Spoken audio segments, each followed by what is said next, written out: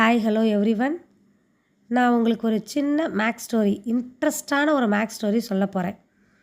This video sponsor by Zen Reviews. ஒரு அப்பா evening வேலை முடிஞ்சு வரும்போது தன்னோட 3 பசங்களுக்காக ஒரு 17 சாக்லேட் வாங்கிட்டு வராரு. எத்தனை சாக்லேட்? 17 சாக்லேட் வாங்கிட்டு வராரு. அதில் கடைசி பொண்ணுக்கு மொத்த சாக்லேட்டில் பாதி சாக்லேட்டை கொடுத்துட்றாரு.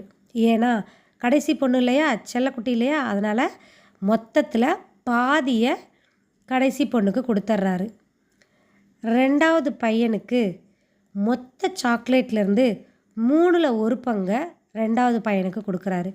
அப்படின்னா என்னன்னு தெரியும் இல்லையா, மொத்த சாக்லேட்டை 3ஆல் டிவைட் பண்ணி கொடுத்துட்றாங்க. குழந்தைக்கு மொத்த சாக்லேட்லேருந்து 9ல் 1 பங்கை கொடுத்துட்றாங்க. அதாவது மொத்த சாக்லேட்டை 9ஆல் டிவைட் பண்ணி கொடுத்துட்றாங்க. அப்பா ஒரு கண்டிஷன் சொல்கிறாரு, அந்த சாக்லேட்டை எதையுமே உடைக்கக்கூடாது, முழுசாக தான் எல்லாத்துக்கும் கொடுக்கணும் அப்படின்னு சொல்கிறாரு. எல்லோரும் யோசிக்க ஆரம்பிச்சிட்டாங்க.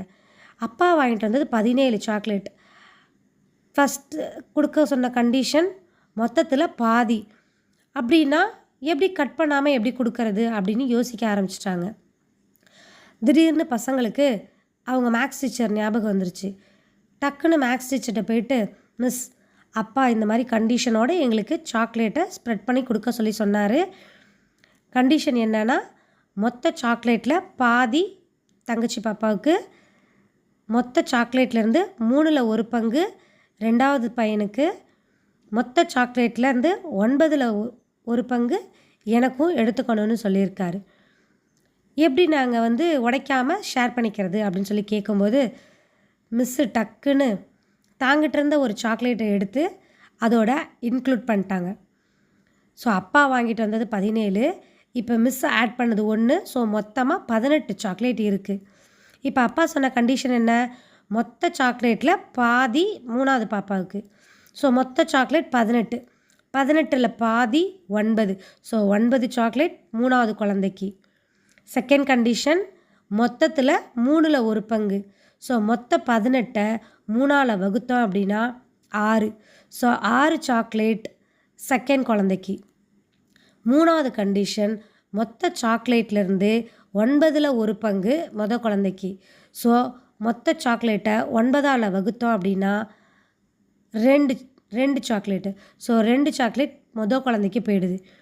ஸோ அப்பா சொன்ன கண்டிஷன் படி 9 சாக்லேட் குழந்தைக்கு, 6 சாக்லேட் 2வது குழந்தைக்கு, 2 சாக்லேட் குழந்தைக்கு. ஸோ அப்பா கொண்டு வந்த 17 சாக்லேட்டும் கரெக்டாக ஈக்குவலாக 3 பேர்த்துக்கும் ஷேர் ஆகிடுது. ஸோ மீதி மிஸ்ஸு கொடுத்த ஒரு சாக்லேட் அதில் எக்ஸஸாக இருக்குது இல்லைங்களா, ஸோ அந்த சாக்லேட் ரிட்டன் மிஸ்ஸே எடுத்துக்கிட்டாங்க. இப்போ யாருக்கும் எந்தவித டிஸ்டர்பும் ஆகாமல் அப்பா சொன்ன கண்டிஷன் படி கரெக்டாக ஸ்ப்ரெட் பண்ணி கொடுத்தாச்சு. இது எப்படின்னு உங்களுக்கு புரியுதுங்களா? ஓகே, இன்ட்ரெஸ்டாக இருந்துச்சா story? Okay, thank you. This video sponsor by Zen reviews.